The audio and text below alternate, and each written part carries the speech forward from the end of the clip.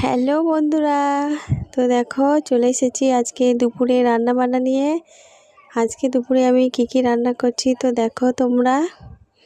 এখন আমি রান্না করছি আলু পোস্ত, তারপরে বাকি রান্নাগুলো তোমাদেরকে দেখাবো আস্তে আস্তে।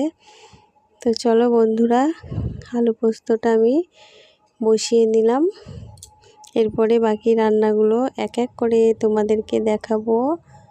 তার আগে তোমরা যারা যারা নতুন রয়েছো অবশ্যই আমার চ্যানেলটিকে সাবস্ক্রাইব করে পাশে থাকবে। তো আজকে আমার মেনু হচ্ছে আলু পোস্ত। আর এইদিকে দেখো, এই পাতাগুলো কি তোমরা কেউ চেনো? এটা কি পাতা বলো তো?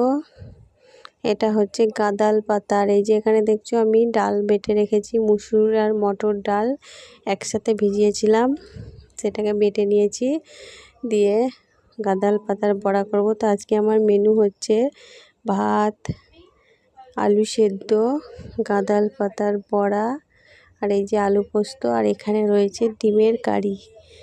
তো চলো বন্ধুরা, সবাই ভালো থেকো, সুস্থ থেকো, আবার দেখা হচ্ছে পরের ভিডিওতে। সবাইকে অনেক অনেক ভালোবাসা। আজকের মতো এখানে টাটা বন্ধুরা।